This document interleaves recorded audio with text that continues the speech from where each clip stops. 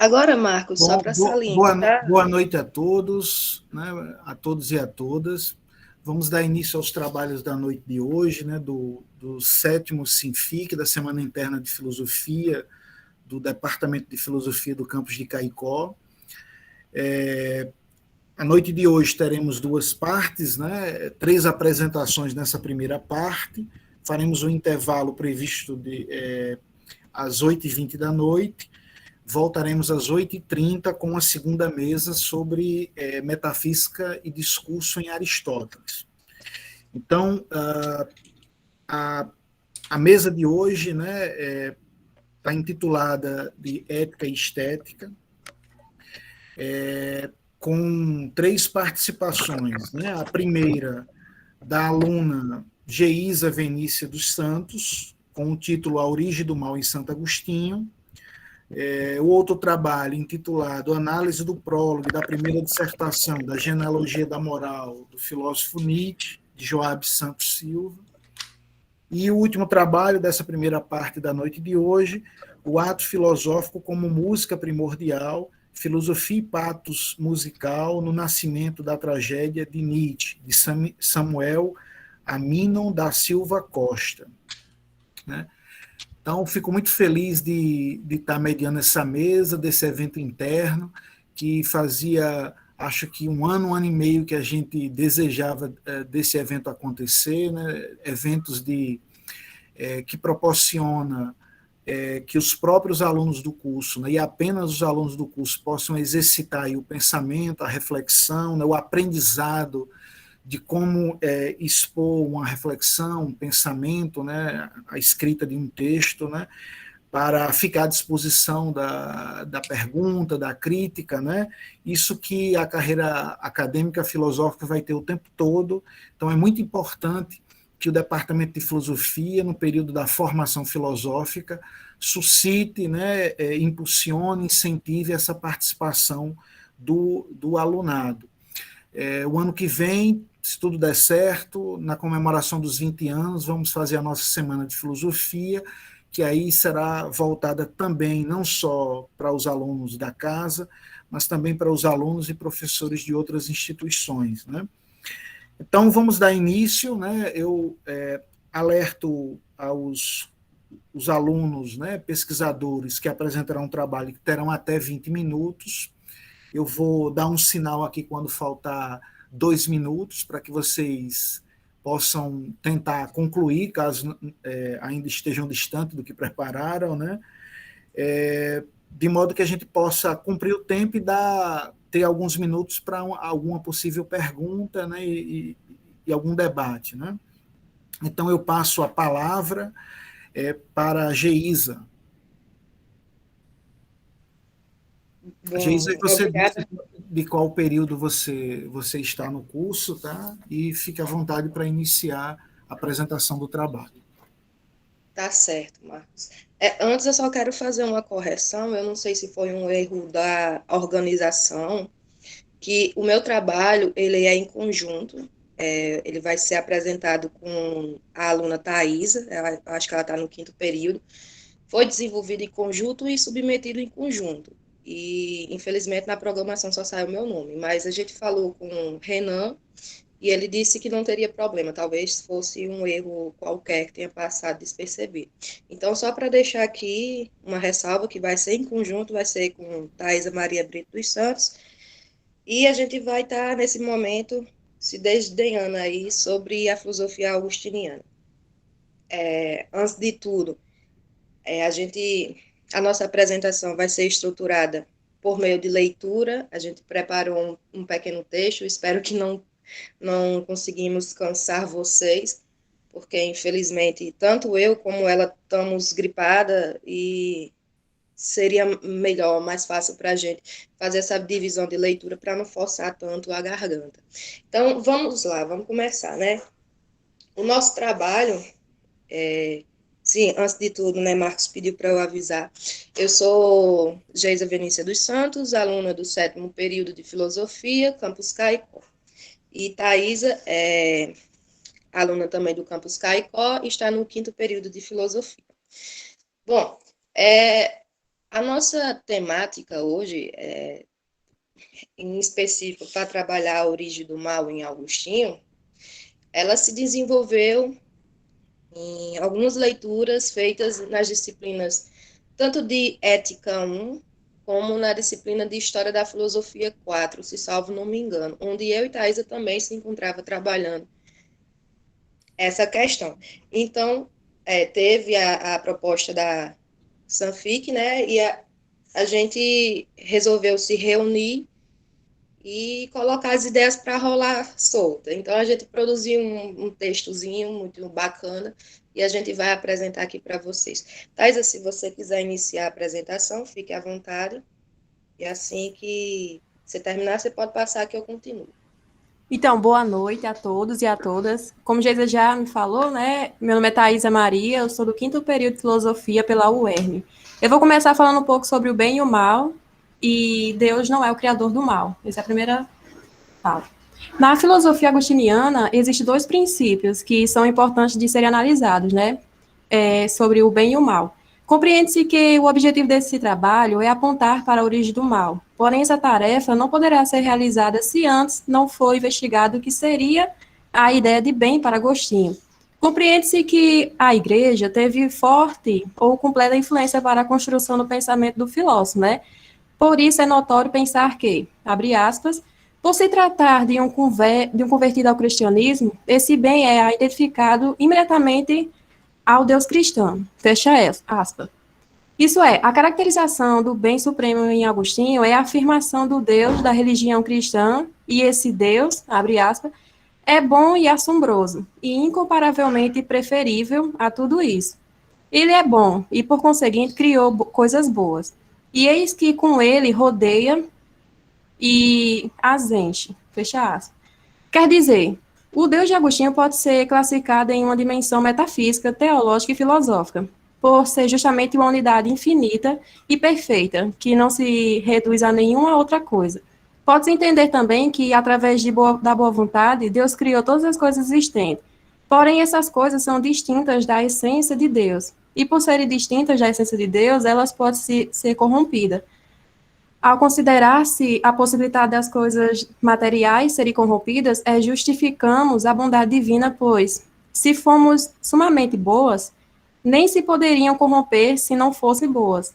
Com isso, se fossem absolutamente boas, seriam incorruptíveis. E se não tivesse nenhum bem, não haveria nelas que se corrompesse. Agostinho fala isso, né? Nesse contexto, entende-se que o mal não é a corrupção, mas a corrupção é decorrente do mal. Logo, não é suficiente afirmar que o mal é a corrupção das coisas que, por serem a criação de Deus, refletem na sua natureza e na bondade. Portanto, tem-se aqui o trabalho de explicitar o que é o mal e qual é a origem desse mal. Haja vista que esse princípio não é causado e não é a causa da criação de Deus, né? Dessa forma, se Deus não pode ser o objeto de estudo para concluir a origem do mal, é necessário procurar outro ente que possibilite chegar a esse resultado e ao conhecimento daquilo que o mal procede. Assim, ver-se, então, de forma adequada, utilizar o ser humano como objeto de estudo.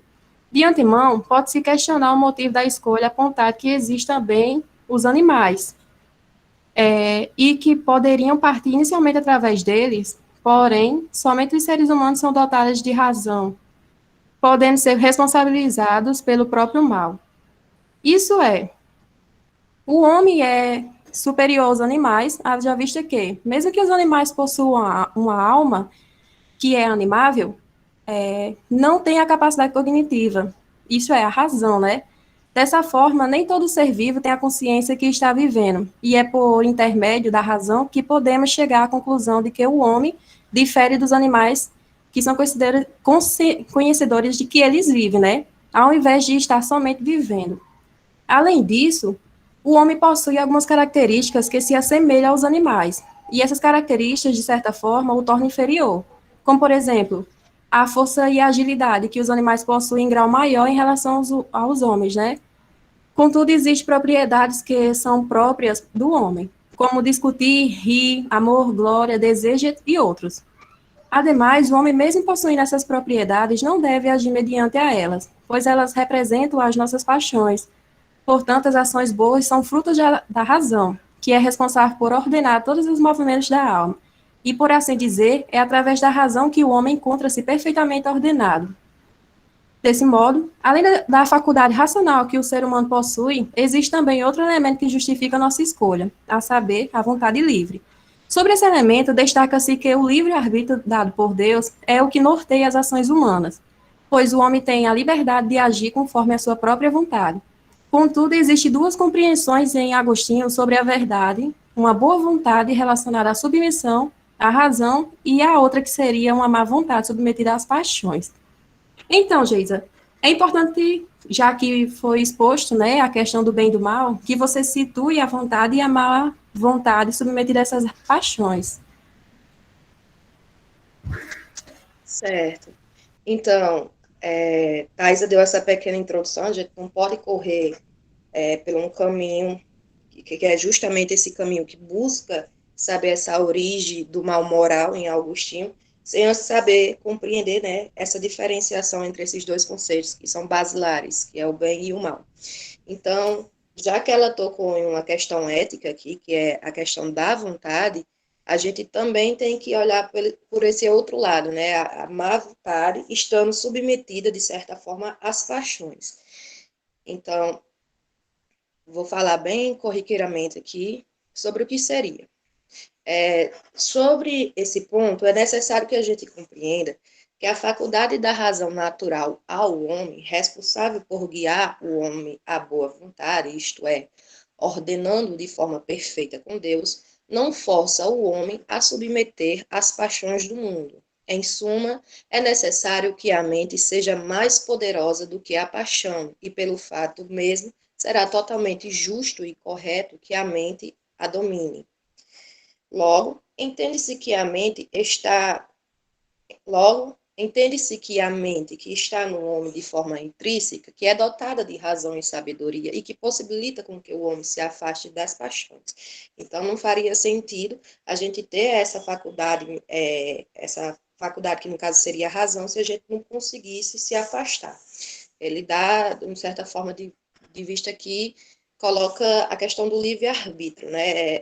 Pela própria vontade do homem que ele se aproxima das paixões terrenas e acaba se afastando de Deus. Então, além disso, Deus não força o homem a se sujeitar às paixões, pois sendo ele justo, não poderia acometer o homem a agir injustamente, isto é, de forma pecaminosa. Portanto, resta-nos entender que o único responsável pela submissão do homem às paixões seria, como eu disse anteriormente, o livre-arbítrio, dado que não há nenhuma outra realidade que torne a mente cúmplice da paixão, das paixões, a não ser a própria vontade e o livre-arbítrio. Isto é, o homem, estando no mais alto grau de sabedoria, se submete por intermédio da sua vontade às paixões.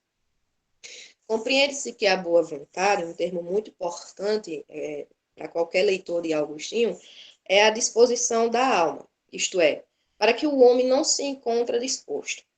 Tomando a disposição, é possível afirmar que a existência da boa vontade que nos direciona e que nos guia a buscar a Deus.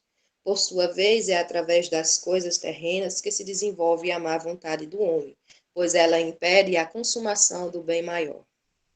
Essa questão do bem maior, quando a gente estuda a ética, sempre vai ter, desde Aristóteles até Agostinho, ou se não, depois do próprio Agostinho. Aqui no Agostinho, para não cortar logo o viés da leitura, vai ser a felicidade, é sempre o que o homem busca, mas existe uma certa distorção, né? Alguns homens não encontram essa felicidade, mas mais à frente a gente vai explicar o porquê. Então, a má vontade, que a gente está trabalhando, guiada pelas paixões do homem, é o que proporciona cometer mais ações, enquanto que a disposição para Deus é guiada pela mente, espírito ou razão. Termos para se referir à razão. Então, a dualidade ontológica apresentada anteriormente, né, por Thaisa, entre bem e mal, permite explicar por meio da formulação de dois conceitos a noção de livre-arbítrio. Assim, utiliza-se aqui a retidão e o pecado como exemplos para explicar como deveria a vontade livre do homem agir.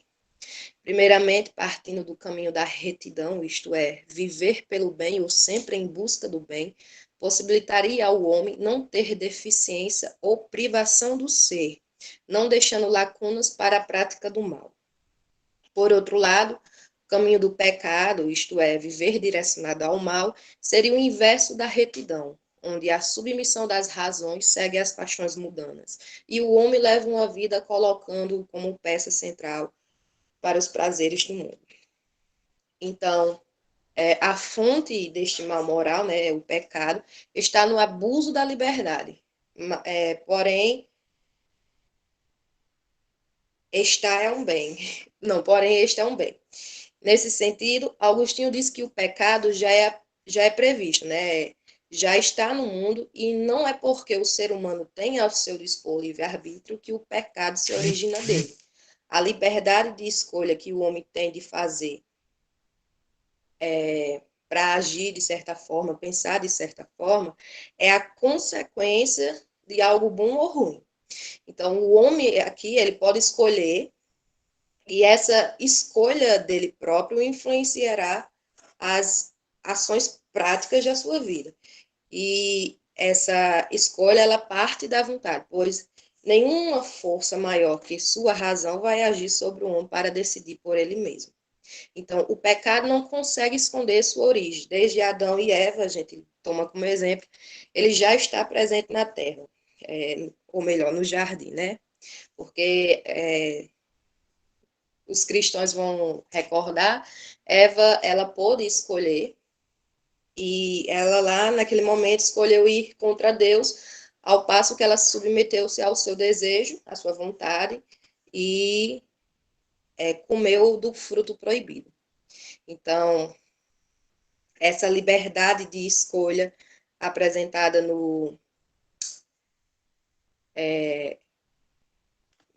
nesse mito, não vamos dizer nesse mito, né? Na origem de tudo, né? Com Adão e Eva, é um ótimo exemplo para que a gente faça jus à temática trabalhada. Então, não tendo mais nada para falar sobre a má vontade, só nos resta agora entender o que seria o oposto disso, né? O que seria essa boa vontade e que, de certa forma, ela se submete à razão. Só para concluir aqui nossa leitura. Então, Thaisa, se você quiser... Não, desculpe, Thaisa, deixe eu continuar, que assim você faz as nossas considerações finais. Desculpa. Então, essa boa vontade seria tipo uma solução dada por Agostinho para que os homens pudessem se afastar do pecado, né? E, consequentemente, se aproximar de Deus. A boa vontade, anteriormente apresentada, seria o eixo principal para nós aqui e para a própria leitura de Agostinho, que vai nortear, né, essa questão sobre a origem do mal.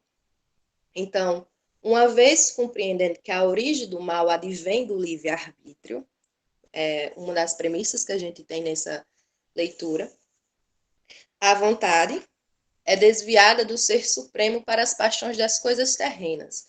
O que resta somente aqui é fazer uma retomada dos conceitos apresentados para apontar a direção daquilo que, ao nosso ver, pode ser a solução augustiniana da desarmonia do homem com Deus. Isto é, aquilo que não se encontra em harmonia com Deus só poderia ser causa do mal. Então, tem uma passagem muito boa em Agostinho, especificamente no Livre-Arbítrio, é a obra que a gente está nos baseando, que ele diz: ora, quem quer que seja que tenha esta boa vontade, possui certamente um tesouro bem, mais preferível do que os reinos da terra e todos os prazeres do corpo. E, ao contrário, a quem não possui, falta-lhe, sem dúvida, algo que ultrapassa em excelência todos os bens que escapam ao nosso poder. Bem esses que se escapam ao nosso poder, ela, a vontade sozinha, traria por si mesma. Então, mediante a isso, Compreende-se que a boa vontade, estando direcionada pela razão, seria algo mais excelente do que qualquer coisa que nos é apresentado pelas paixões. A boa vontade seria a possibilidade de receber as recompensas divinas, pois além de bondade, pode-se destacar aqui que Deus seria também sinônimo de justiça. Agostinho fala que Deus deveria distribuir recompensas aos bons, assim como castigos aos maus, afirmando cada vez mais que aqueles que utilizam da boa vontade para praticar ações boas, através da razão, receberiam essas recompensas divinas, enquanto aqueles que se utilizam da má vontade para praticar ações más receberiam, portanto, os castigos divinos. E é nesta perspectiva que se discorre sobre o atributo da justiça de Deus. Porque, se a gente parar para pensar, não é possível que a punição ou o castigo sejam atribuídas de forma injusta. Porque Deus, que aqui é providência suprema, né? Que comanda e dirige o cosmos, o universo, e que também é sinônimo de pura bondade e justiça, não poderia jamais cometer um mal contra alguém, mas sim sofrer alguma espécie de mal. E nesse ponto, eu retorno à leitura de Agostinho e me lembro, bem na abertura do livre-arbítrio, que em diálogo com Evódio, ele pergunta se Deus seria causa do mal, né? E ele diz, não, ao contrário. Seria Deus que sofre algum tipo de mal. E essa explanação que o Agostinho fala é uma ponte, né, para a gente entender essas duas interpretações que ele apresenta, que também existe duas formas de a gente compreender como aconteceria esse mal, né? Alguém praticando algum tipo de mal ou alguém que sofre algum tipo de mal. E também a gente tem que contextualizar, né? Deus também é onipotente e sendo sinônimo de bondade, não poderia ser, portanto, causa de mal. De nenhum mal, no caso. Então, pode-se, através dessa boa vontade que a gente apresentou, discutir sobre um ponto fundamental da ética. E esse ponto seria constituído através de uma pergunta, né, que a gente elaborou, que é basicamente assim: como é possível chegar à consumação do bem supremo? Que anteriormente eu já havia apontado. Então, percebe-se que existem casos de homens que vivem na importunidade da vida, enquanto que existem outros que vivem uma vida feliz. Retornando lá para a questão sobre o bem maior, né? Sobre a questão da beatitude, da felicidade. Então, o nosso filósofo, ele vai falar que o merecimento está na vontade. Assim, a recompensa ou castigo, antes tocados, serão a beatitude ou a desventura. A desventura. Ele vai apontar que a obtenção dessa felicidade, ela vai se encontrar justamente na disposição da alma do homem. Ou seja, se a alma do homem está direcionada a Deus, então, sim, seria possível ele encontrar esse bem maior, que seria a beatitude. E se a disposição da sua alma se encontra para as paixões terrenas, então, aqui ele encontraria a desventurança. Então, esse desejo de alcançar a felicidade, ele é universal, nós todos temos. Ele se concretiza através dessa disposição. E essa disposição, como eu apontei anteriormente, ela tem que acontecer, quando eu me refiro a essa disposição da alma a Deus, né, para Deus, ela tem que acontecer por meio da faculdade, que seria a razão. Então, seria basicamente isso. Eu acredito que eu não tenho mais nada a pontuar, minha garganta também não deixa. Também eu queria deixar ressaltado aqui esse trabalho, em específico esse texto que produzimos, é fruto de uma leitura, de uma primeira leitura realizada sobre o livre-arbítrio. Então, a gente pode ter pecado em alguns conceitos, em algumas interpretações, mas que a gente possivelmente irá vir a desenvolver futuramente esse trabalho, né? É a primeira leitura, a gente sempre tem essa complicação. Então, Thaisa, se você quiser fazer alguma consideração final, fique à vontade, tá bom? Eu só pediria para ser o mais breve, porque já passou os 20 minutos. Então, Marcos, só para concluir, o nosso trabalho ele buscou, né, apresentar esses aspectos fundamentais do pensamento de Agostinho, sendo em específico aqui trabalhado a origem do livre-arbítrio, né? Esse escrito ele foi desenvolvido com a finalidade de apontar para os erros de maniqueísmo, corrente de pensamento a qual o filósofo participou inicialmente, porém acabou divergindo do pensamento posteriormente. Os temas, como a liberdade humana e a origem do mal difundido no presente trabalho, eles foram investigados sobre uma perspectiva cristã, possibilitando ao nosso filósofo retirar as acusações feitas por Deus sobre ser criador do mal. À luz disso, em torno da argumentação entre fé e razão, foi destacado no presente trabalho 3 formas centrais de argumentações para justificar a origem do mal, sendo elas as seguintes: Deus não é o autor do mal, a vontade livre, quando voltada para o discernimento das paixões, torna-se uma má vontade, pois causa deficiência ou privação do ser, a boa vontade guiará por meio da razão e a solução dada pelo filósofo para impedir o afastamento do homem de Deus.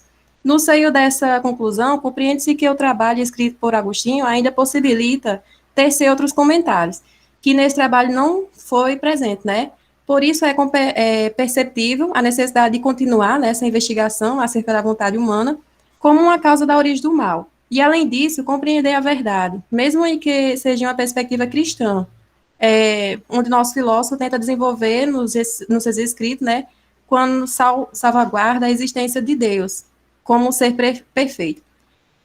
À luz disso, para dar a continuação na nossa pesquisa futura, optou-se por deixar em aberto perguntas como se Deus é o criador de todas as coisas boas do mundo, porque ele criou, né, o livre-arbítrio. Sendo que este pode vir, né, a se tornar um mal para toda a criação, sua criação, e para si mesmo.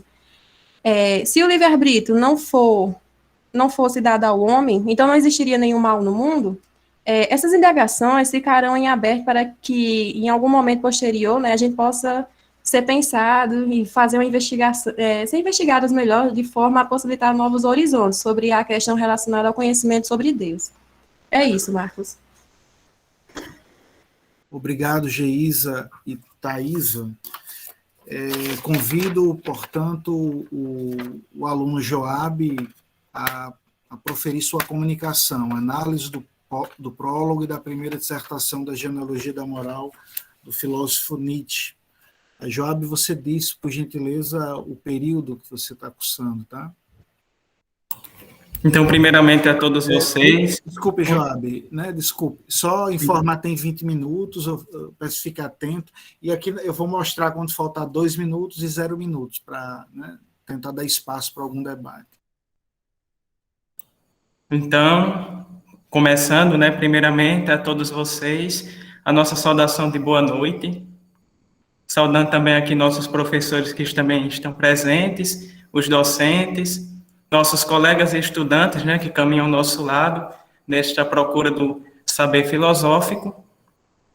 É uma alegria estar partilhando desta experiência do SINFIC, dessa Semana Interna de Filosofia, como uma primeira aproximação deste ritmo de apresentação de trabalhos, participação de eventos. Então, de certa forma, é algo bem grandioso para a minha formação, né, e que, de certa forma, irá acrescentar muito. O nosso trabalho tem por finalidade, né, mostrar esta pesquisa ainda de cunho inicial, meio que propedêutica, a partir de leituras iniciais, isto é, da genealogia da moral, obra esta, né, de Nietzsche. Obra esta que foi estudada na disciplina de Ética 2, do 4º período passado. Este período estou no 5º período do nosso curso. E nós estudamos a moral a partir do filósofo Nietzsche. Essa disciplina que foi ministrada também pelo professor Dr. Marcos Érico, que também se encontra presente aqui na nossa apresentação. Ele tratará de fazer uma leitura hermenêutica, né, análise do prólogo e da primeira dissertação, que estão contidas nesta mesma obra, que tratará fundamentalmente de um caminho em que Nietzsche faz toda a descoberta de uma gênese da moral, que ao longo do trabalho nós vamos apresentar a maneira com que ele reelabora estes novos conceitos tidos por ele, que de certa forma são os conceitos do bom e do mal. Então, durante a nossa apresentação, né, aqui no decorrer da leitura, nós iremos apresentar esses aspectos presentes da obra e seu desenvolver a partir deste artigo que foi construído no término da disciplina desse período passado. Então, no prólogo da genealogia da moral do filósofo Nietzsche, ele inicia seu texto, na parte do prólogo, falando sobre a questão do autoconhecimento. E muitas vezes este não é, de certo modo, presente no homem, principalmente o homem contemporâneo. Assim, diz ele que há uma falta de sentido para a vida do homem contemporâneo, porque ele não se conhece e isso acarreta uma perda de seu sentido para a vida. A busca da verdadeira felicidade, na qual fala Nietzsche em sua obra da genealogia da moral, que estudamos na disciplina de Ética 2, da grade curricular do curso de filosofia da Universidade do Estado do Rio Grande do Norte, traz como que uma possibilidade do autoconhecimento para que o homem, a partir de uma vida ética e moral, busque dentro de si uma vida feliz, isto é, uma busca da felicidade, que de certa maneira neste tema está totalmente atrelado ao campo da ética. Então, a maneira com que ele vai desenvolver este seu pensamento vai consistir na separação de um preconceito teológico da origem do mal e do bem, que de certa maneira, anteriormente, era tratado como algo que está por trás do mundo, como algo de cunho metafísico. Motivo este que o levou mesmo a elaborar sua genealogia da moral, e não identificar a partir de um problema assim por trás do mundo, mas a partir das perspectivas do homem. Há necessidade, nessa maneira, de conhecer que tipo de moral é esta que o autor fala e quais são as suas descobertas a partir da sua genealogia feita, a partir da história do bem e do mal, na perspectiva da contemporaneidade e ao longo de todo o processo histórico em que o homem vivenciou estes certos tipos de dilemas, nós podemos assim dizer. A princípio, o estudo de Nietzsche numa ética, como da sua obra A Genealogia da Moral, ela é bastante importante, pois suas compreensões buscam sua origem, primeiramente na busca do bom e do mal. Vale ressaltar, sim, que o mesmo procura encontrar estas origens no próprio homem, na análise de sua vida e no que ele vai chamar de espírito histórico. Além disso, esta análise tem a função de causar um grande impacto e uma grande reflexão na vida do homem contemporâneo e nas suas atitudes morais. Nisto, sobre a obra, o trabalho nosso neste artigo, este texto que eu apresento, se deteve, assim, na análise do prólogo e da primeira dissertação contidas na obra Genealogia da Moral. Nestes 2 capítulos, existe o caminho a ser percorrido, na qual se chega ao conhecimento da moral no que se refere verdadeiramente aos termos bom e ruim. Nesta perspectiva do prólogo, estará bem explícita os dilemas do homem que estão muito presentes em sua vida, estando muitas vezes relacionados às suas escolhas e suas possíveis alegrias e frustrações por ele vividas.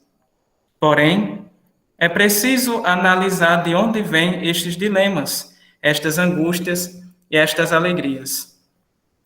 Desse modo, surge assim a importância do autoconhecimento, na qual nós já citamos de maneira anterior, na vida do ser humano, para que o próprio possa melhorar os seus caminhos a partir de uma busca de uma vida melhor.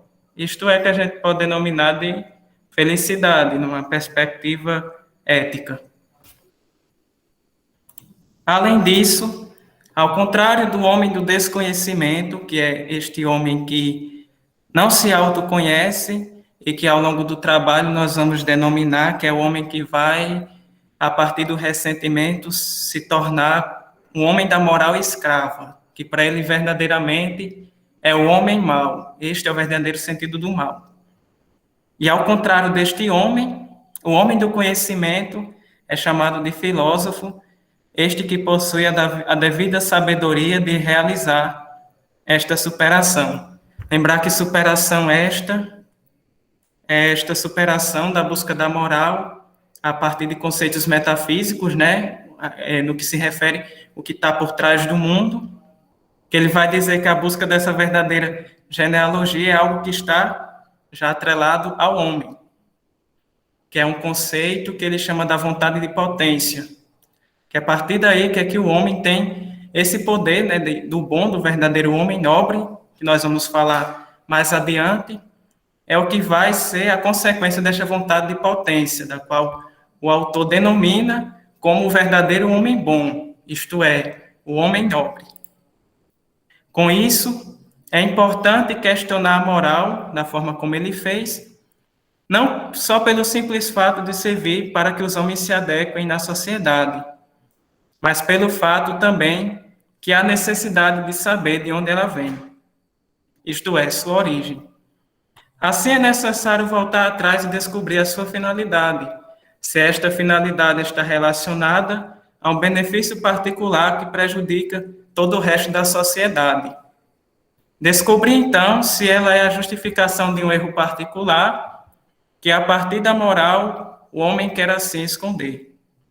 Verificar, então, com que necessidade o indivíduo a fez, se é realmente algo necessário ou somente regras básicas da vida que complicam o ser humano e o livram daquilo que é mais essencial. Visto que na sociedade presente se vê isso, o homem contemporâneo sem a busca do essencial em sua vida, pelo simples motivo de estar arraigado em pequenas regras básicas da vida, busca aquilo que necessariamente não tem sentido algum. Com isso, Nietzsche já falou que essa moral criada pelo homem como juízo de valor, que é a que o homem, que a moral escrava faz, é tratada como se fosse esta coisa por trás do mundo e que desse toda uma determinação de mal e bom. Por isso ele diz que o filósofo deve questionar-se, que este verdadeiramente é o homem do conhecimento e que esta seria a verdadeira função do filósofo para Nietzsche. Este homem que seria capaz de fazer esta superação, este despertar. A partir disso, ele deveria ter um olhar mais voltado para os problemas e questionamentos do mundo contemporâneo. E, dentre disso, ele teria que ter a capacidade, né, de perceber em até que ponto ela aprisionaria o homem ou libertaria para uma vida de um profundo sentido. Percebemos também que o que está descrito na primeira dissertação, aí já entrando na meio que segunda parte do nosso trabalho, a primeira dissertação começa com uma crítica muito forte do filósofo ao utilitarismo, que, segundo Nietzsche, o conceito de bom para o utilitarismo estaria ligado a uma certa utilidade. E o autor manifesta, assim, críticas a este tipo de vertente. Sendo assim, o nosso trabalho se desenvolve a partir de como o utilitarismo, como esta questão de utilidade, vai causar um certo tipo de apequenamento no homem. E a partir disso, como é que este apequenamento, e consequentemente, vai fazer o homem aderir a uma moral escrava, decorrente deste tipo de movimento. Com isso, ao longo de seu texto, como descoberta, o Nietzsche denomina que o bom estaria ligado àquilo que é o conceito de nobre. E estas correntes que deturpam o homem, que seria a moral escrava, como já dissemos, era denominada como algo ruim. Na primeira dissertação também nós observamos esta caracterização que o Nietzsche faz em relação aos chamados psicólogos ingleses, que também está se tratando dos utilitaristas, que é uma denominação que também ele está usando na primeira dissertação, caracterizando estes utilitaristas, na qual ele afirma que, a partir de suas ideias, são eles também os responsáveis por deturpar o verdadeiro sentido do termo bom, causando assim o apequenamento do homem, que está totalmente ao contrário daquilo que Nietzsche chama de vontade de potência. Este apequenamento conduz o homem a uma moral escrava, assim como ele aponta o conceito da força, desta força que é uma inércia, um hábito, como a faculdade do esquecimento deste automático que torna o homem muito estúpido. As doutrinas utilitaristas são, portanto, estas que se baseiam nesta utilidade e que encaminham no texto para aquilo que ele chama de uma autorredução. A partir disso, o homem próprio se reduz a esta maneira de ética. Ele próprio está causando o seu apequenamento, se ele também faz parte da corrente utilitarista. Por fim, ele diz que também isso decorre porque a utilidade escolhe como bom aquilo que convém mais a questão moral. A questão do bom estaria totalmente atrelada àquilo que convém de fato aos utilitaristas, né? Isso que é apresentado no texto dele. Originalmente, assim, os mesmos decretam que as ações não egoístas foram louvadas e consideradas boas por aqueles os quais eram feitas, por eles que fizeram, aqueles os quais eram úteis. Mais tarde foi esquecida essa origem do louvor, e as ações egoístas, pelo fato de serem costumeiramente tidas como boas, foram também sentidas como boas, como se em si fossem algo bom. A falta de capacidade que Nietzsche, então, critica a partir da genealogia da moral, corresponde a essa falta de espírito histórico e desta análise com que os utilitaristas não foram capazes de reconhecer este verdadeiro sentido da moral. De fato, a verdadeira moral que não foi conduzida pelos utilitaristas, é diferente da moral nobre, com o qual Nietzsche a defende e a toma como a verdadeira moral. Consequentemente, as ações dos utilitaristas eram analisadas por quem elas eram feitas. Aí, o erro aí acontece por causa de uma redução do homem, como já falamos, pois esta relação com a ideia de utilidade, no entanto, termina por impedir que o próprio conceito moral de bom seja colocado em questão, apresentando-se como um equívoco. Temos aí a utilidade, o esquecimento, isto se torna um hábito e, por fim, se torna um erro. Consequentemente, isto deturpa principalmente o conceito de bom, que para Nietzsche seria o nobre, e este seria o que o homem verdadeiramente deveria buscar.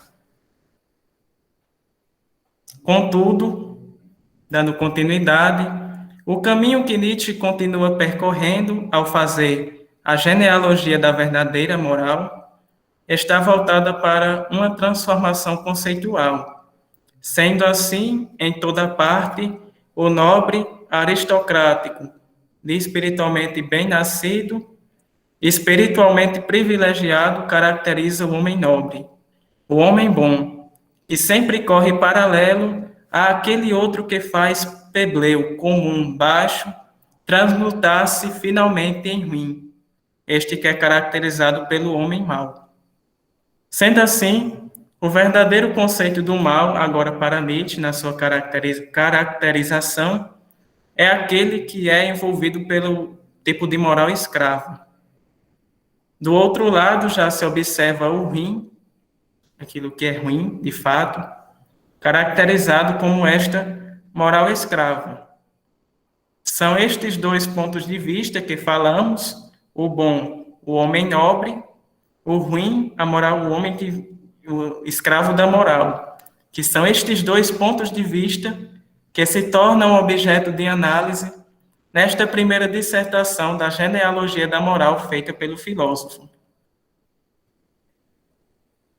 A deturpação daquilo que é verdadeiramente bom, além de escravizar o homem a partir dos seus ideais, consequentemente resulta naquilo que já falamos anteriormente do seu apequenamento.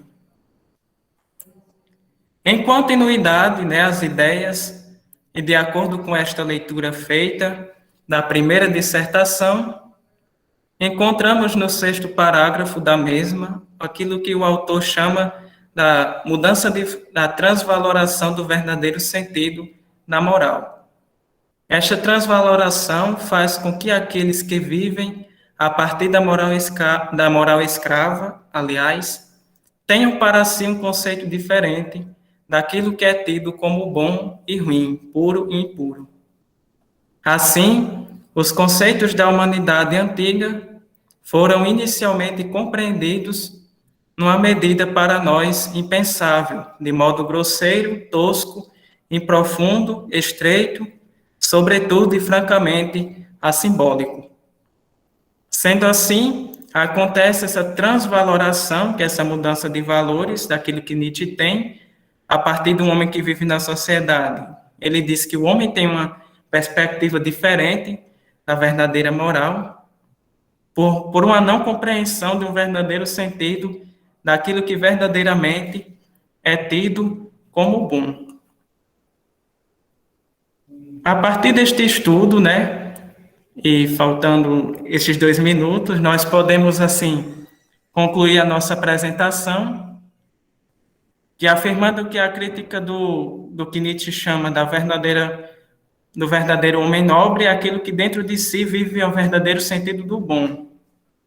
O homem escravo, o homem da moral escrava, certamente ele procura, a partir do ressentimento, que este ressentimento que ele fala no texto, cria um outro sentido, que não é verdadeiro, aliás, da verdadeira moral.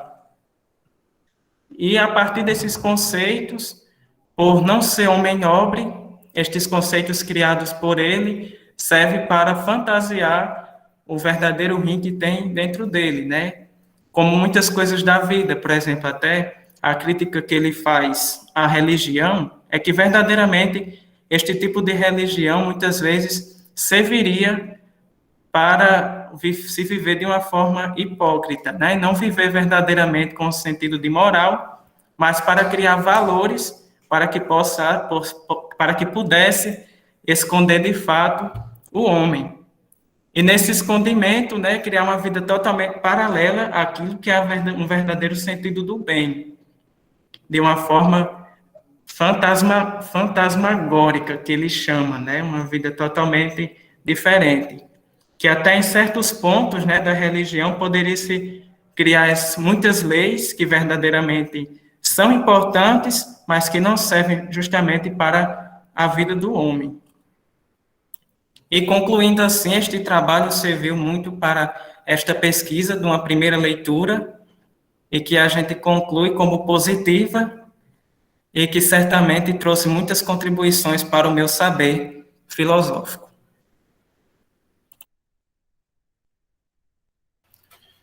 Obrigado, Joab. Eu convido, acho que Samuel chegou por aí, convido Samuel a proferir a comunicação. Samuel está aí? Está aqui? Opa, boa noite. Seja bem-vindo. Tô cá. O título da comunicação do Samuel é O Ato Filosófico como Música Primordial, Filosofia e Patos Musical no Nascimento da Tragédia de Nietzsche. Então, Samuel, você tem 20 minutos. Eu peço para ficar atento, quando faltar 2 minutos eu boto o cartaz aqui, depois eu boto um cartaz de 0 minutos para encerrar, e depois a gente abre, se tiver tempo, né? A gente vai terminar de 8h20, né? Mas a gente vê o que é que faz. Fique à vontade, tá? Valeu, professor. Boa noite aí, professor Marcos Zé, o professor Galileu, que também está presente aí, todos os meus colegas aí de curso. A gente vai tentar desarnar aqui um pouquinho esse assunto, que é um assunto mais, vamos dizer assim, menos comum, né, que se refere à música. Eu vou começar fazendo uma leve provocação aqui, e eu queria que vocês escrevessem aí no chat. Eu estou com um piano aqui, e eu vou fazer vou tocar uma coisinha aqui, gostaria que, se possível, vocês escrevessem aí no chat qual a referência que vocês têm em relação a esse som que eu vou tocar aqui, tá certo? Vocês estão me ouvindo bem aí? Dá pra... Sim, só comunicando, Samuel, né, aluno do 7º período.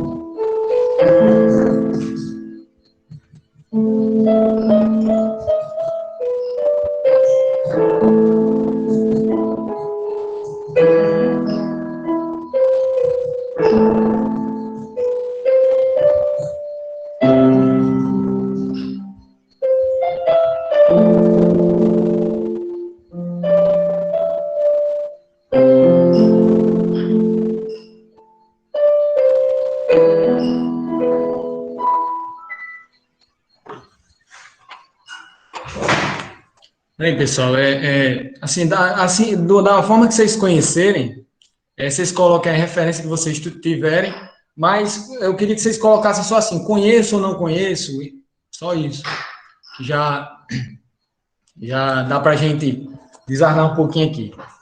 Acho que a maioria deve conhecer, né? Aí, a pergunta que eu faria, e o meu tema é música, né, e envolve essa questão da música primordial, a partir de que vocês conhecem isso? Porque Nietzsche diria que não é por meio da palavra. A partir de que? Não é Mozart, é Beethoven, mas a pergunta é essa, a partir de quê? De que referência, né? Porque, por exemplo, a gente poderia dizer que é o Caminhão do Gás. Quando acho que quem é mais velho aqui conhece que passava o Caminhão do Gás, tocava essa música que é Fur Elise, né, de Beethoven. Agora, a questão é por que a gente, através de quê? De que referência, né? Porque eu não emiti uma única palavra, mas eu simplesmente emiti sons concatenados, né?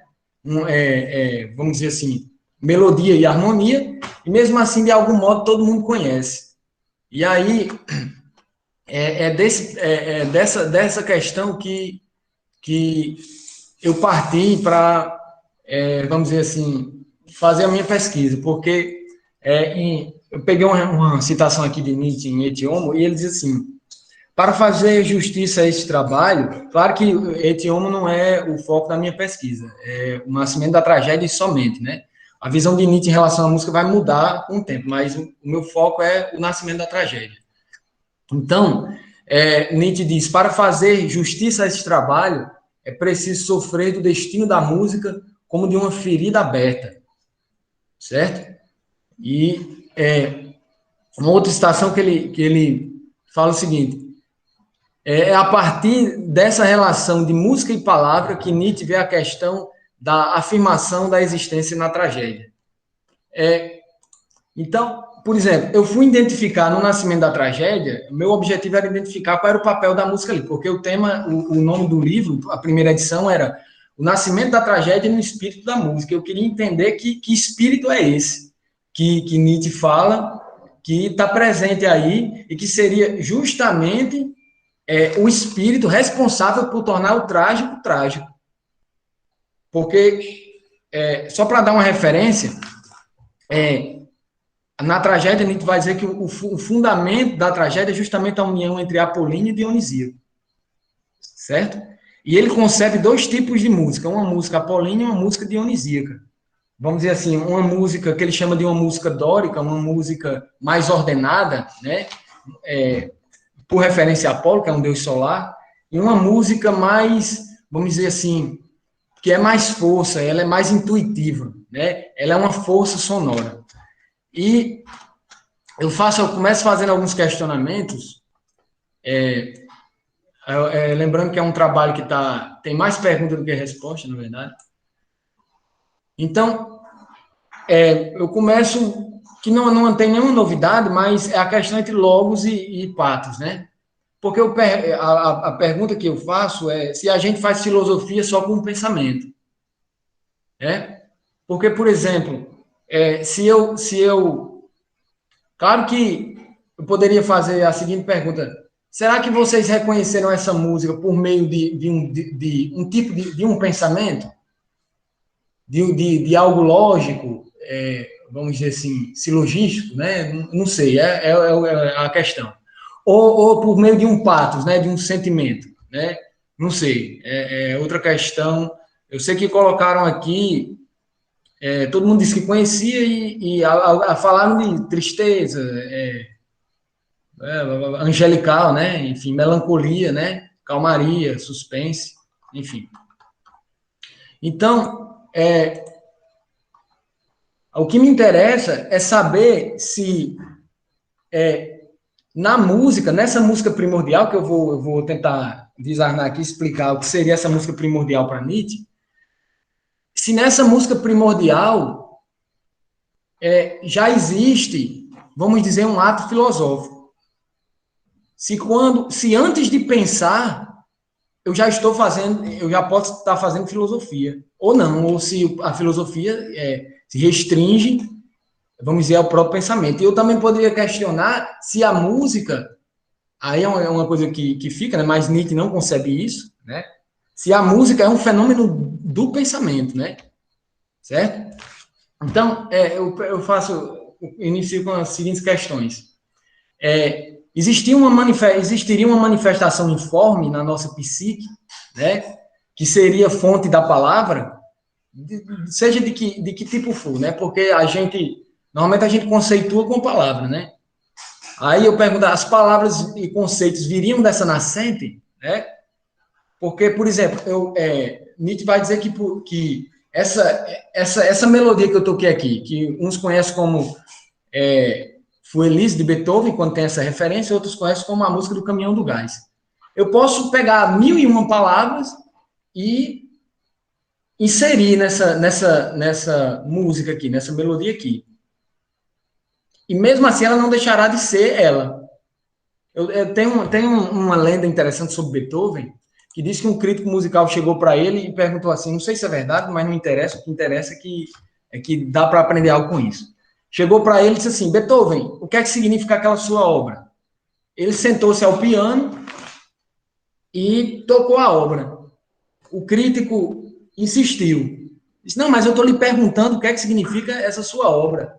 Ele foi, insistiu, sentou-se ao piano e tocou a obra de novo. O cara ficou sem entender, aí ele perdeu a paciência e disse, você não entendeu aqui não? Ó. A obra significa exatamente isso aqui. Nada mais que isso. Então,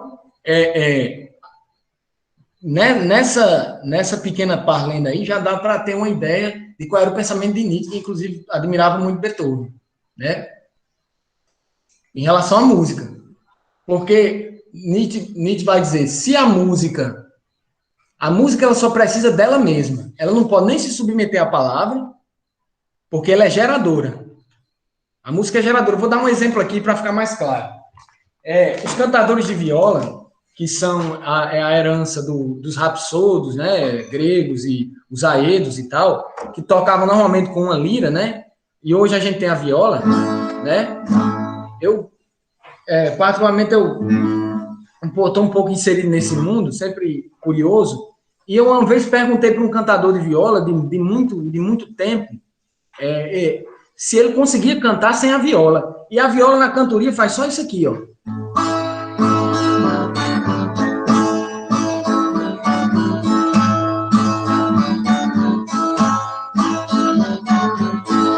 Pronto, você tem um fundo musical, uma força sonora, que o cantador vai dizer, eu não consigo cantar sem viola. Talvez se Nietzsche encontrasse um cantador hoje, ele diria, esse é o espírito trágico. Mas espírito trágico em que sentido? Porque Nietzsche propõe uma filosofia dionisíaca, né? Ele se diz um filósofo dionisíaco por excelência, né? Então, ele vai analisar o processo de composição de Arquíloco, né? Que ele contrapõe a Eurípides. Ele contrapõe a Eurípides, o processo filosófico, de composição poética. Ele diz, por que Arquíloco é um poeta estritamente dionisíaco e Eurípides não? Porque Eurípides submete a palavra, submete a música à palavra e à moral, né? Ele submete a música à dramaturgia. No caso de um cantador, não. Porque, olha só, a gente poderia dizer, a poesia popular, por exemplo, é uma poesia cheia de regras. Você, para fazer por exemplo, a gente pega o verso de Zé Ramalho, que cantou, eu entendo a noite como um oceano que banha de sombras o mundo do sol, a aurora que luta por uma rebolva em cores vibrantes e ar soberano, um olho que mira nunca o engano durante o instante que vou contemplar, além, muito além onde quero chegar, caindo à noite me lanço no mundo, além do limite do vale profundo que sempre começa na beira do mar. E se você for analisar, aí está cheio de regras. Mas, trazendo aqui para uma coisa mais nossa, né? Que todo mundo aqui, eu acho que conhece cantoria. Eu diria que a regra poética, ela é Apolo. Ela é Apolo presente ali, fazendo com que essa força musical, que está presente aqui tanto na viola do cantador como na melodia que ele emite, que Nietzsche vai dizer assim, a melodia, ela abarca tudo, qualquer palavra. Você pode pegar a mesma melodia e botar infinitas palavras, que ela sempre será a mesma melodia. E a palavra nunca vai ser capaz, vamos dizer assim, de esgotar essa melodia. Por que não é capaz de esgotar? É aí que Nietzsche vai dizer que, claro, influenciado por Schopenhauer, né? Depois ele muda o pensamento, ele sai um pouquinho da metafísica, vai tentar fazer uma crítica a ele mesmo, né? Sobre essa questão metafísica, mas influenciado por Schopenhauer, e é o que me interessa, nesse caso, ele vai dizer que a música, por isso que ela é universal. Por isso que todo mundo reconheceu aqui. Por isso que todo mundo reconheceu. Eu poderia dar 1001 nomes, né? Talvez se eu chamasse de Fuelise aqui, talvez a maioria não conhecesse. Mas eu toquei. Então, Então, meu interesse é um trabalho que está parado, né? Porque eu ainda estou pensando, né? Mas eu faço uma pergunta no seguinte sentido. Eu, por exemplo, trato da questão da música instrumental. Porque eu não preciso de palavra para fazer música instrumental, por exemplo, né? A música instrumental digamos assim, é uma música que é composta por ela mesma, né? Assim, só para ela, né? Então, segundo que eu estou cascaviando, como diz o ditado, o que seria essa música primordial? Essa música primordial. Ora, vou dar um exemplo aqui. Deixa eu ver aqui. Na verdade, o que me instigou para essa pesquisa foi Pitágoras, mas como eu vi que ia ser muito difícil estudar Pitágoras, por causa de bibliografia, essas coisas, eu caí para Nietzsche. Mas tem relação, porque Pitágoras diz o universo, a música é um espelho do universo. Ou vice-versa, né? Vamos dizer assim, mas seria a música é um espelho do cosmos. Porque, por isso que ele diz, harmonia, música das esferas. Inclusive, nossas notas musicais, né, as 12 notinhas bonitinhas, o dó, ré, mi, fá, sol, lá, si, dó, são inspiradas na teoria pitagórica, né?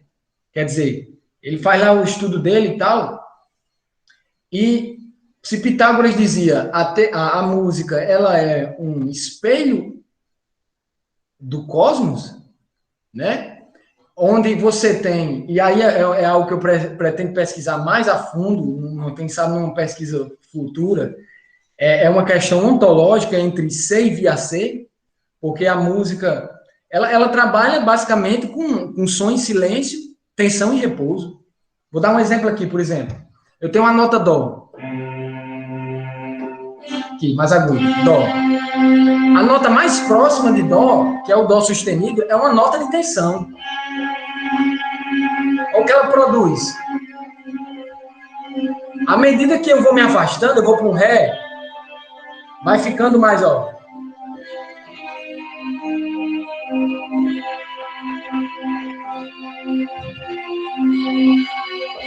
Tensão e vou para. Agora, ó, é mais repouso. Agora, são 12 notas que a gente usa em toda a nossa música, mas olha a quantidade de objetivações em termos de imagens que a gente pode produzir. Vamos pensar na sétima arte, né? Vamos pensar em cinema, vamos pensar até na própria arte visual, né? Num quadro, na própria poesia, né? Quando eu musicalizo uma poesia. 12 notas, e como é que eu posso chamar 12 notas de universais? Aí eu diria, e já, sim, ataiano, como diz o ditado, eu diria que é porque a música trabalha com 2 conceitos universais, que é ser e via ser. Só pode ser isso. Tensão e repouso.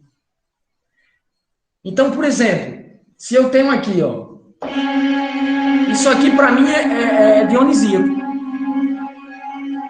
Dando um exemplo mais, né? Porque não é prazer e dor, como diz o verso, eu chamo de um verso dionisíaco, eu não vou recordar quem foi o cantador que fez, mas acho que é Manuel Chudu. Quem gosta de recitar muito esse verso é Lindoaldo, ele diz: se o pranto é irmão do riso, nascidos no mesmo amor, tanto me faz estar sorrindo como sentindo uma dor, porque o sofrimento é da vida como o perfume é da flor. O que seria tirar o dionisíaco da música? Primeiro, submetê-la à palavra. Segundo, retirar os aspectos dissonantes, que aí, no caso, Nietzsche só vai falar sobre dissonância no final do livro. Ele vai tratar de dissonância, que é um ponto culminante para se entender a tese final da questão da música.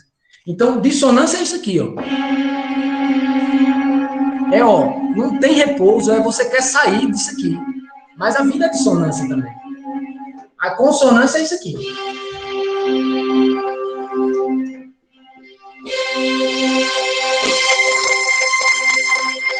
São 2 notas diferentes, mas é como se fossem uma só. Foi isso que Pitágoras estudou. Então, o que seria essa música primigênia? Que eu chamo de música primordial. Seria esse som.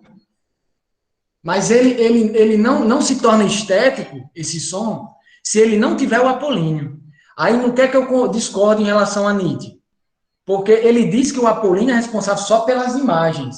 Sejam elas as imagens do epos, que ele chama. O epos é justamente a palavra, né? O poema, vamos dizer assim, numa linguagem mais recente, né? Mais moderna. E, só voltando no fio da meada. O epos é isso.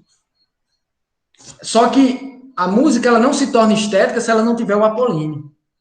Nossa música não é só som, não é só som, como Nietzsche diz, ele chama de som disforme. Não pode ser só som disforme. Inclusive, eu fui analisar um mito de Orfeu sobre a música, e lá em Orfeu, a partir do mito das musas e tal, e de Mnemosine, vai dizer que a música só se torna música, né? Orfeu está lá, ele sente aquele caos primordial do mundo, aquele som disforme, mas ele só se torna música quando ele o ordena, com auxílio de mnemose, que é a memória. Então aí, olha só, muito antes, né, de Nietzsche, muito antes da noção de Apolíneo e Dionisíaco, vamos dizer assim, já tinha esse mito e se referia a essa questão. Quer dizer, o Apolíneo, eu penso que não é só a imagem, mas a própria música, enquanto som, ela também precisa de elementos ordenadores, mesmo que não seja só a palavra. Então, a música primigênia é como dizia Schiller sobre o processo de composição de Arquíloco. É a mesma coisa que um cantador diz. Um cantador diz, você quer fazer um verso improvisado? Não pense muito, não. Porque se você pensar, você não faz. Se você for seguir a lógica, eu vou falar besteira, não faz. 2 minutos, né? Vou encerrar. E porque, do mesmo jeito que Schiller diz sobre o processo de composição, Schiller diz, fala do ânimo musical.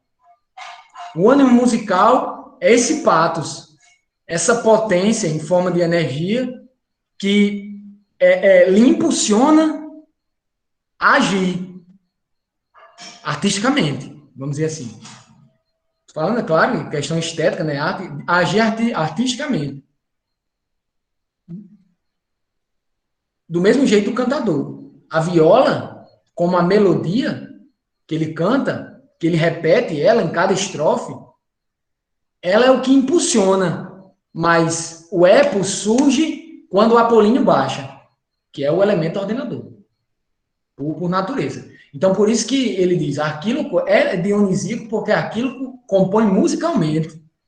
Eurípides não, Eurípides bagunçou a história todinha. Porque a música se tornou uma música que ele vai dizer de decadência. A música se tornou um mero entretenimento. Então é só olhar, por exemplo, nos dias de hoje. Vou encerrar aqui para fechar. Nos dias de hoje, música é radiola de ficha de bar, como diz o ditado. Fica todo mundo ali conversando, bota um som qualquer ali e ninguém tá nem aí para nada, não. É pano de fundo. A música tornou-se pano de fundo. Então, se Nietzsche vivesse hoje, ele diria...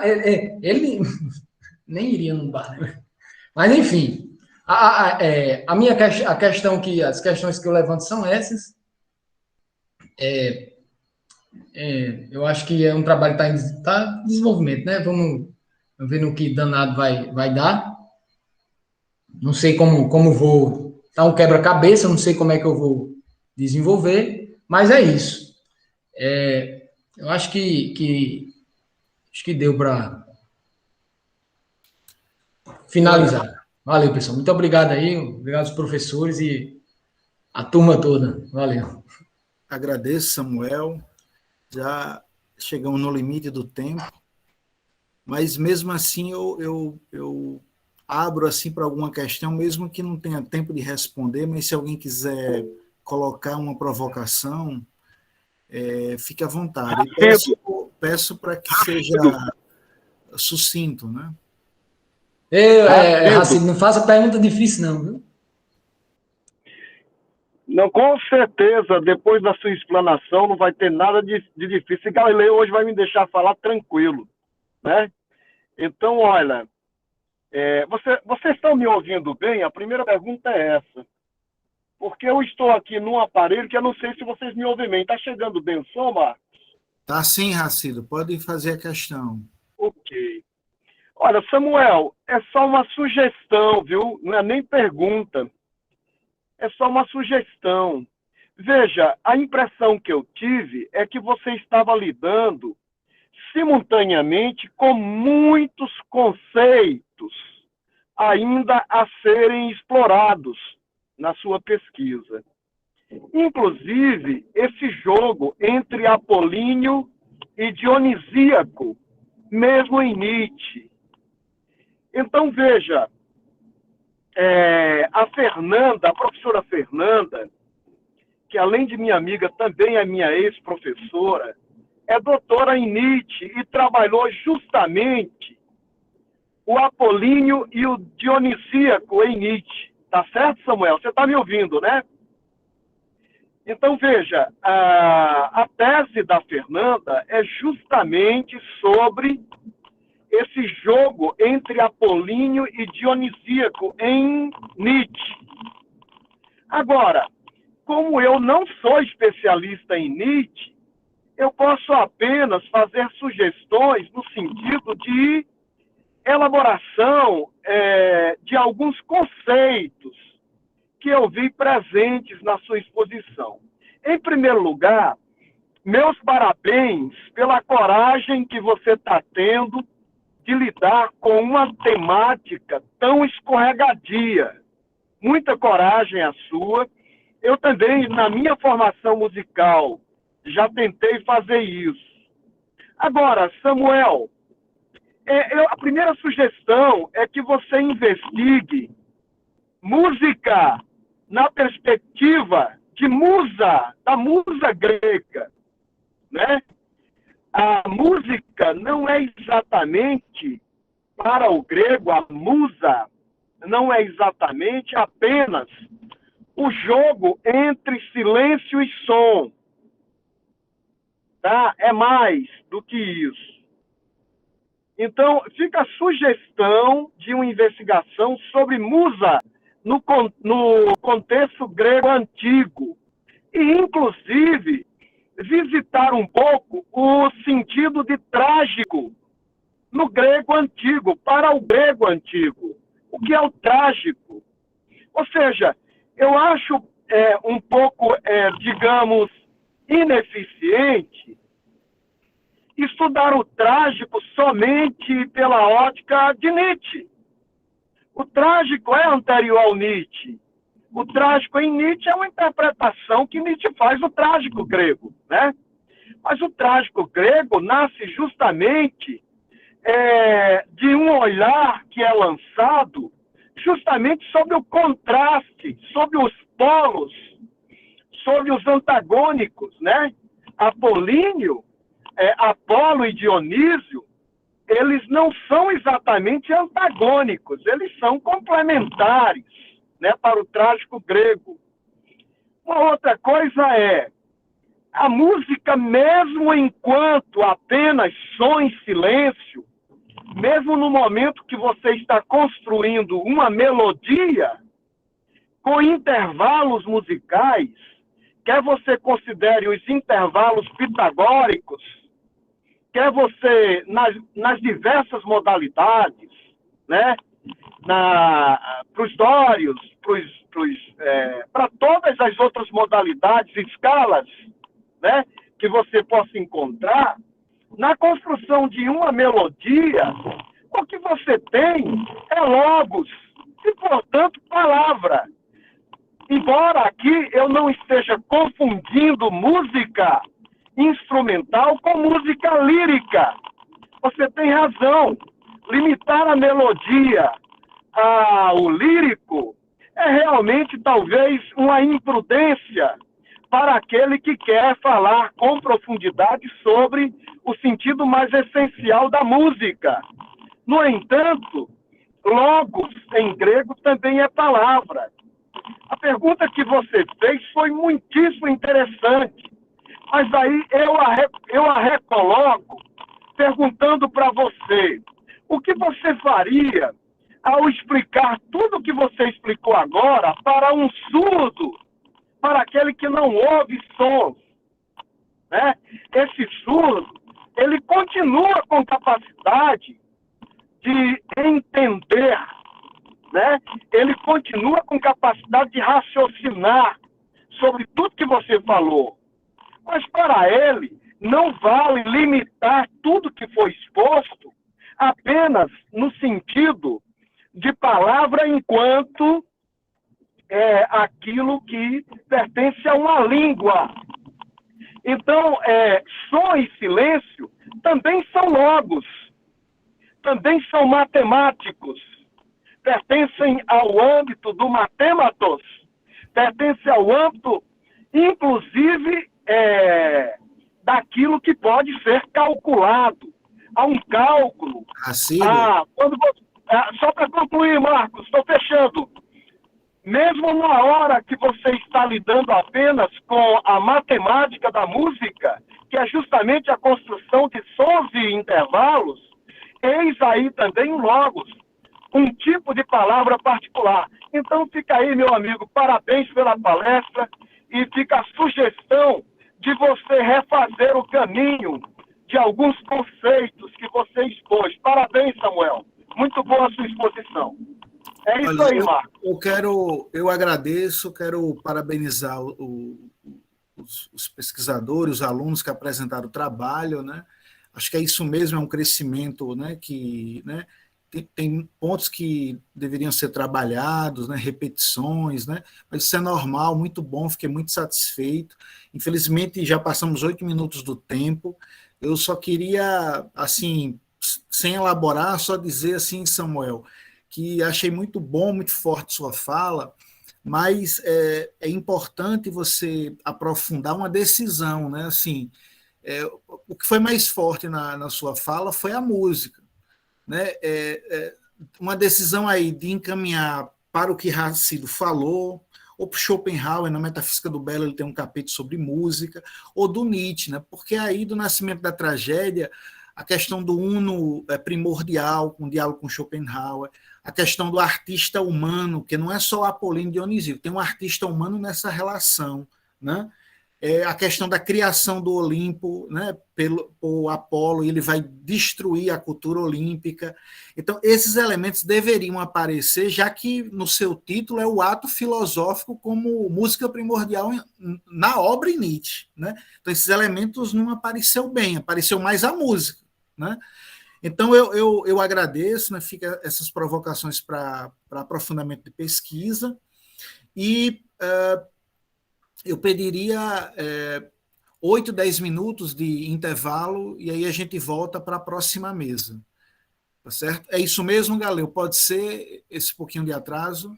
Então, 8h40 a gente retorna, tá certo? Desculpe, acho que tinha Ezequiel que tinha uma questão, se ele quiser ficar aqui com o Samuel, é porque tem outra mesa ainda, né? Então, infelizmente, se no final da segunda mesa tiver tempo para debate, a gente fica discutindo, tá certo? Obrigado, um abraço. Marcos, eu interrompo a gravação ou continuo? Não pode interromper, a gente vai publicar por parte.